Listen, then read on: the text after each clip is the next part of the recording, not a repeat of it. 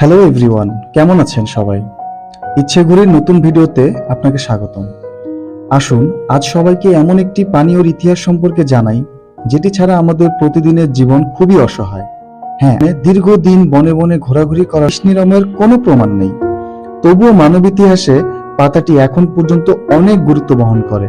আর এভাবেই চা আবিষ্কার হয়। প্রাথমিক পর্যায়ে এটি শাক হিসেবে রান্না করে খাওয়া হতো।